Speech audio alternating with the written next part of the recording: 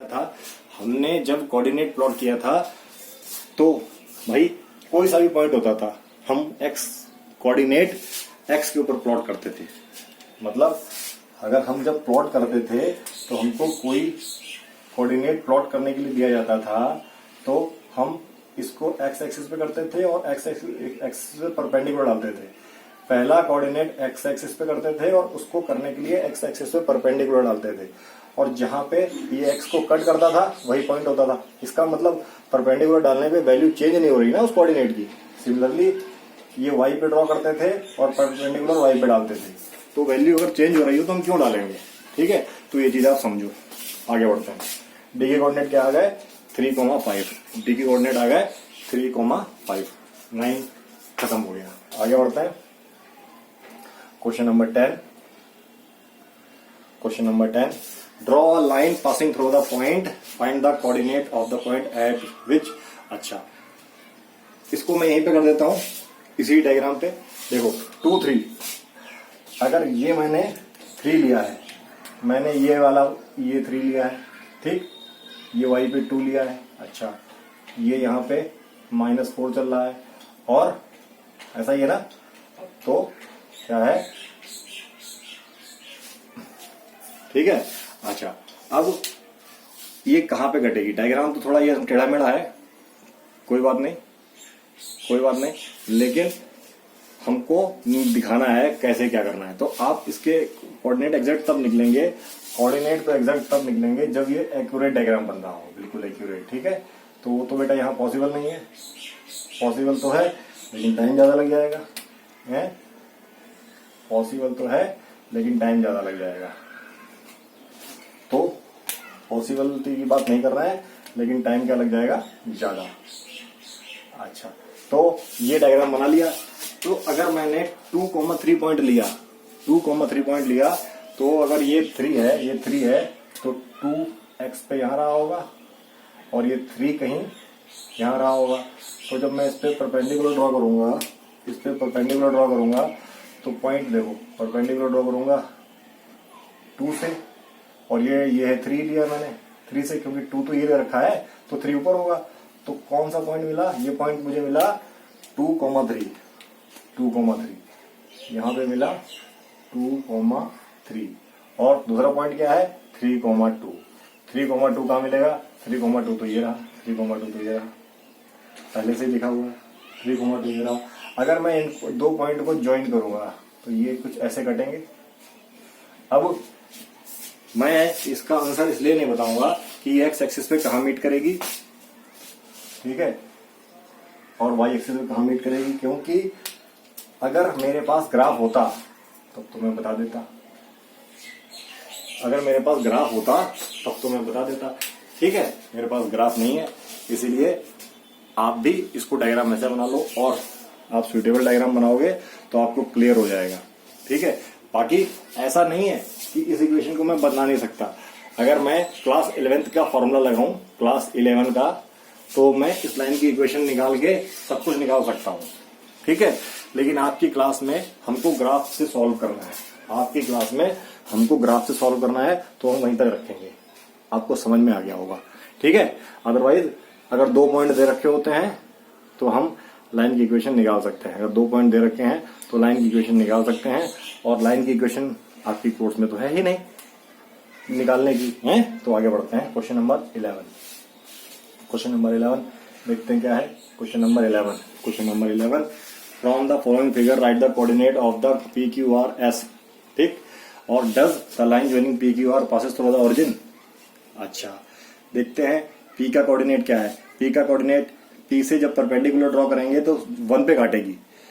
मैं question number 11 कर रहा हूं, क्वेश्चन नंबर 11, क्वेश्चन नंबर 11 कर रहा हूं।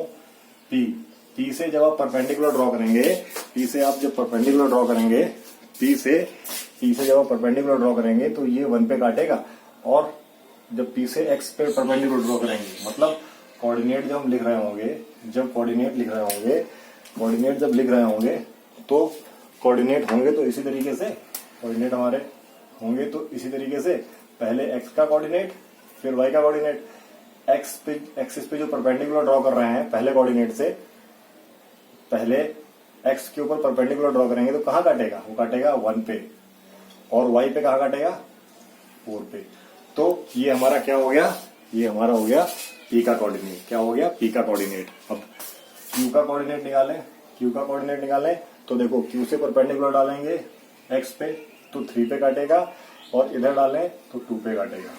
ठीक, अब आर की बात करें, आर की बात करें, आर पे एक्स पे परपेंडिकुलर डालें तो -4, और इधर -2, इधर -2। ठीक, एस की बात करें, हम हमेशा एक्स एक्सिस पे परपेंडिकुलर पहले डालेंगे, ये हम पढ़ चुके हैं, इसमें कोई दो राय नहीं होनी चाहिए। सबसे पहले एक्स एक्सिस से परपेंडिकुलर डालेंगे, फिर वाई एक्सिस से परपेंडिकुलर डालेंगे। ये परपेंडिकुलर जहां एक्स एक्सिस को काटेगा वो एक्स कोऑर्डिनेट, और ये परपेंडिकुलर जहां वाई एक्सिस को काटेगा वो वाई कोऑर्डिनेट। मतलब दिए हुए पॉइंट से हमको परपेंडिकुलर डालनी है, दिए हुए पॉइंट से परपेंडिकुलर डालनी है, लेकिन पहले परपेंडिकुलर एक्स एक्सिस पे डालेंगे क्योंकि हम सबसे पहले एक्स कोऑर्डिनेट लिखते हैं। ठीक है, अब क्या बोला गया है, line joining P Q origin से पास होती है, तो मुझे नहीं लगता पी क्यू लाइन ज्वाइनिंग जो लाइन है, आप does the line joining P Q pass through origin, no. इसका आंसर क्या हो जाएगा, नो, नहीं पास होती है। इसका आंसर क्या हो जाएगा, बिग नो। आप देख लो पी क्यू लाइन तो ऐसे जा रही है, ऑरिजिन तो यहां पे है। ठीक है, तो question number 12, question number 12 you can see question number 12। Question number 12 क्या है, locate the coordinate of the labelled point A B C D E F G H in the following diagram. ठीक है, कोई बात नहीं, आराम से निकाल लेंगे, बड़ा ही इजी क्वेश्चन है। एच पहला क्या है, ए बी सी डी, तो हम पहले पॉइंट डाल लेते हैं, A B C D E F G H, ये हमने पॉइंट डाल दिए। अच्छा, ए की बात करें तो ए पॉइंट हमारा कहाँ है, ए पॉइंट हमारा ये लाई कर रहा है, और ये लाई कर रहा है एक्स एक्सिस पे, सॉरी ए लाई कर रहा है वाई एक्सिस पे, ये वाई एक्सिस पे लाई कर रहा है, इसका मतलब इसका एक्स कोऑर्डिनेट तो 0 हो जाएगा। और ए पॉइंट कहाँ पे है, 2 पे है, 2 पे। भाई जो पॉइंट एक्स एक्सिस पे लाई करेगा उसका वाई कोऑर्डिनेट 0, और जो वाई एक्सिस पे लाई करेगा उसका एक्स कोऑर्डिनेट 0। ठीक है, अब मैं बी की बात करता हूँ। बी से अगर मैं परपेंडिकुलर डालूंगा, बी से मैं परपेंडिकुलर डालूंगा तो ये 3 पे कटेगा, एक्स एक्सिस को 3 पे काटेगा, और वाई को भी 3 पे काटेगा। आप डाल के देख लेना। ठीक है, भाई जब ए से परपेंडिकुलर डाल, जो बी से परपेंडिकुलर डालेंगे तो दोनों एक्सिस पे 3 पे काटेगा। ठीक है, अच्छा सी की बात कर रहे हैं, सी लाई कर रहा है एक्स एक्सिस पे, इसका मतलब वाई कोऑर्डिनेट 0, और किस पॉइंट पे है, ये किस पॉइंट पे है, ये अगेन 3 पॉइंट पे है, ये 3 पॉइंट पे है। डी की बात करें, डी की बात करें तो डी की बात करें तो पहला डालेंगे तो मिलेगा 4, और वाई क्या मिलेगा, वाई भी मिलेगा हमको -4, क्योंकि वो नीचे है, वाई एक्सिस पे क्या कर रहा है, -4। अच्छा, अब मैं बात करूं ई की, तो ई पॉइंट क्या है, ई पॉइंट क्या है, वाई एक्सिस पे है तो x 0, और y कोऑर्डिनेट क्या हो गया, -4। ठीक है, आई होप यहां तक आपको कोई डाउट नहीं होगा। f की बात करें, f की बात करें तो f क्या हो जाएगा मेरा, f क्या हो जाएगा, f हो जाएगा -3, परपेंडिकुलर डालेंगे, नहीं सॉरी -4 और -3। ठीक, जी हमारा किस पर है, एक्स एक्सिस पे है तो वाई कोऑर्डिनेट 0, वाई कोऑर्डिनेट 0, और वाई कोऑर्डिनेट 0, एक्स कोऑर्डिनेट क्या हुआ, -3। एच की बात करें, एच की बात करें तो एच की बात करें तो -4 और 3। तो आप देख सकते हो कितने आसानी से हम लोग उन्हें इसको प्लॉट कर दिया, कितनी आसानी से हम लोगों ने इसको प्लॉट कर दिया। ठीक है, आगे बढ़ते हैं। क्वेश्चन नंबर 13, क्वेश्चन नंबर 13 क्या कह रहा है, taking 0.5 centimetre as 1 unit plot the following point. Very easy question, मैं इसको मिटा रहा हूं। ठीक है, आई होप आपको समझ में आ गया होगा।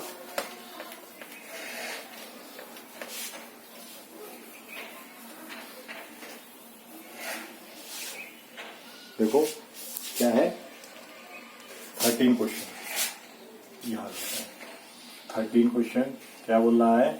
हम लोग जब प्लॉट करते हैं तो क्या करते हैं कि 1 यूनिट का प्लॉट करते हैं, 1 यूनिट का। लेकिन यहाँ पे कितना बोला है इसने, 0.5 यूनिट का। कहने का क्या मतलब है, ये अगर लाइन बना रहे हैं, ये लाइन बना रहे हैं, तो जनरली हम लोग क्या लेते हैं, 1 2 3, मतलब क्या लेते हैं 1 2 3। लेकिन इसने बोला है ऐसे नहीं करना है, इसने क्या बोला है, ऐसे प्लॉट नहीं करना है। 1 2 3 माइनस का इसने बोला है ऐसे प्लॉट नहीं करना है। तो कैसे करना है, इसने क्या बोला है, ऐसे प्लॉट नहीं करना है। अच्छा, इसने कैसे बोला प्लॉट करने के लिए, इसने बोला है 0.5 को 1 यूनिट लेना है। क्या बोला है, टेकिंग 0.5 सेंटीमीटर एज 1 यूनिट। ठीक है, प्लॉट द फॉलोइंग, जो 1 यूनिट लिया है हमने, इसको 0.5 सेंटीमीटर लेना है। मतलब हम कुछ भी ले सकते हैं ना, मतलब कुछ भी ले सकते हैं। तो प्लॉट तो ऐसे ही होगा, लेकिन ये क्या दिखा रहा है, 0.5 यूनिट, 0.5 सेंटीमीटर। क्या दिखा रहा है, 0.5 सेंटीमीटर। मतलब अगर मैं जब यहां से ये यहां तक लूंगा तो ये होगा 1 सेंटीमीटर, तभी तो 0.5 तो हो पाएगा। मतलब 1 यूनिट को क्या लेना है, 0.5। 1 यूनिट को क्या लेना है, 0.5। ये बताना है इस क्वेश्चन में। ये तो बन गया हमारा, ये तो बन गया, लेकिन 1 यूनिट को लेना है 0.5। तो अब अगर मैं ड्रॉ करूंगा ग्राफ पेपर में, क्या करना है, 0.5 को लेना है 1 यूनिट। ठीक है, 1 यूनिट, तो प्लॉट कर दो 1,3। अब ये सेंटीमीटर की बात तो कर नहीं रहा है। अगर इसने सेंटीमीटर की बात की होती तो अलग बात होती। तो 1,3 कहाँ पे आएगा, 1,3 ये रहा 0.3, 1,3 यहाँ पे पॉइंट आएगा। ये हो गया हमारा ए पॉइंट। देखो परपेंडिकुलर ड्रॉ करेंगे तो ऐसे ही जाएगा 1,3। दूसरा पॉइंट है -3 -1,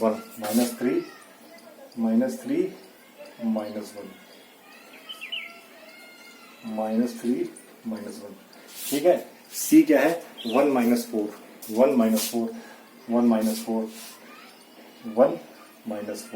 तो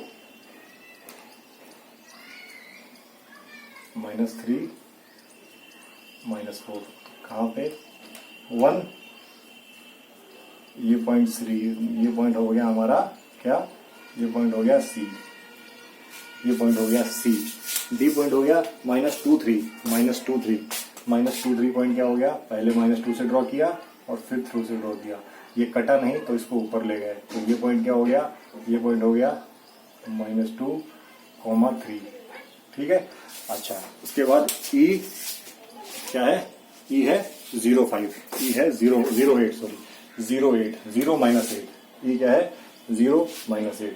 तो x तो 0 है, -8 नीचे ले जाना पड़ेगा, नीचे। ठीक है, इसको नीचे कहीं ले जाना पड़ेगा, वो आपको ड्रॉ कर लेना। ठीक है भाई, 1 2 3 4 नीचे लेके जाना पड़ेगा, इसी पे पड़ेगा एक्सिस पे, इसी एक्सिस पे नीचे पड़ेगा, क्या होगा 0,8। 10 कहाँ पड़ेगा, 10 पॉइंट पड़ गया मेरा यहाँ पे। तो ऐसे ही जो ये इस पॉइंट पे कौन सा पड़ेगा, -8 पे कौन सा पॉइंट पड़ेगा, -8 पे पॉइंट पड़ेगा 0 -8। ठीक है, क्या 0 -8। अब ये x ये पड़ेगा y एक्सिस पे। मैं ये क्या बताना चाह रहा था, यहाँ पे बस इतना ही दिक्कत दे दिया गया है कि 0.1 सेंटीमीटर को 0.5 सेंटीमीटर को 1 यूनिट लेना है। तो आपको ये आइडिया लिखना पड़ेगा। क्या लिखना पड़ेगा 1 यूनिट इक्वल टू, क्या लिखना पड़ेगा 1 unit is equal to 0.5 centimetre. अभी हम लोगों ने डिस्टेंस निकालना सीखा नहीं है, हमारे कोर्स में नहीं है। अगर डिस्टेंस निकालना बताया गया होता तो हम क्वेश्चन को आगे फॉर्म कर पाते। ठीक है, तब क्वेश्चन को आगे फॉर्म कर पाते। देखते हैं 14 क्वेश्चन क्या कह रहा है हमारा। ठीक है, प्लॉट ये करना है और ये स्क्वायर है, इस बार प्लॉट करना है और ये क्या बता रहा है, ये हमारा स्क्वायर है। तो देखते हैं क्या है। क्वेश्चन नंबर 14 बता रहा है ये हमारा स्क्वायर है, तो मैं इसको जल्दी करूंगा। क्या है, पी पॉइंट हमारा 10 पे है, 10 पे पी पॉइंट हमारा 10 पे है। इसका मतलब कहाँ पड़ेगा, 10 तो हमारा यहीं पड़ेगा। 10 पी पॉइंट हमारा यहाँ पे हो गया, ठीक है। पी पॉइंट हमारा एक्सिस पे हो गया, 10 पे हो गया। अच्छा, क्यू पॉइंट हमारा 40 पे है। क्यू पॉइंट हमारा 40 पे है। क्यू पॉइंट हमारा कहाँ पर है, ये हमारा 10 और ये है हमारा 40। मतलब क्या, मतलब ये हो गया, इन दोनों के बीच का डिस्टेंस हो गया 3 यूनिट। ठीक है, अब आगे देखते हैं। एस पॉइंट है 13, एस पॉइंट है हमारा 13, तो ये तो 1 ही रहेगा। और 3 कहाँ पे कहीं आ रहा होगा, 3 कहीं यहाँ पे आ रहा होगा। तो ये हो गया एस पॉइंट क्या हो गया हमारा 13। ठीक है। अच्छा, और उसके बाद क्या है, पॉइंट आर कहीं यहाँ पड़ रहा होगा, आर। तो जब मैं इसको ज्वाइन करूंगा तो इसका जो ये क्या बनेगा, ये एक स्क्वायर बनेगा। तो अब देखो क्या मैंने बताया था, इस लाइन पे एसपी लाइन पे 1 चेंज नहीं हुआ है। एसपी लाइन पे 1 चेंज नहीं हुआ है, 1 चेंज एसपी लाइन पे नहीं हुआ है। इसका मतलब इस लाइन पर भी एक्स कोऑर्डिनेट चेंज नहीं होगा, इस लाइन पर भी एक्स कोऑर्डिनेट चेंज नहीं होगा। तो एक्स कोऑर्डिनेट को हम क्या लिख लेंगे, एक्स कोऑर्डिनेट को हम क्या लिख सकते हैं, एक्स कोऑर्डिनेट को हम लिख सकते हैं क्या भाई, परपेंडिकुलर लाइन पे एक्स कोऑर्डिनेट चेंज नहीं होगा। ये दोनों परपेंडिकुलर है, ये दोनों पैरेलल है, तो दोनों इसके परपेंडिकुलर हुई, ये परपेंडिकुलर ये परपेंडिकुलर हुई, तो एक्स कोऑर्डिनेट तो 4 ही रहेगा। सिमिलरली देखो पी क्यू और एस आर भी परपेंडिकुलर हैं, किसके वाई एक्सिस के आप ऐसे इसको बना सकते हैं। तो इस पे देखो वाई कोऑर्डिनेट चेंज नहीं हुआ है, तो इस पे भी वाई कोऑर्डिनेट चेंज नहीं होगा। तो ये कंडीशन हमारे पास आ जाएगा 4,3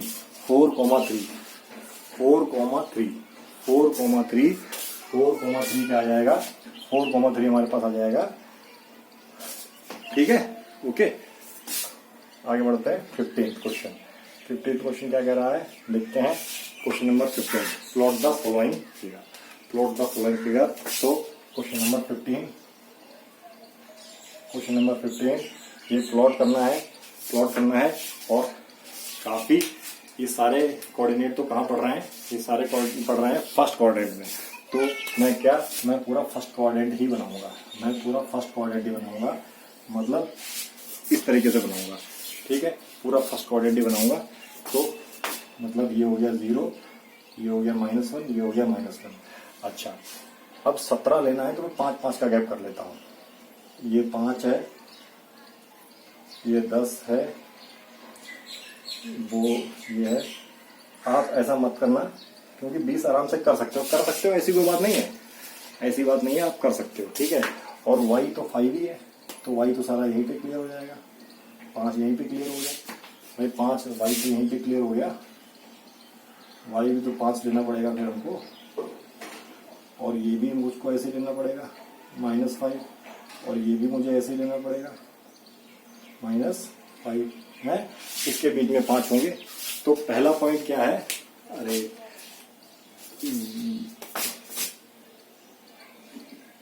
15, 20।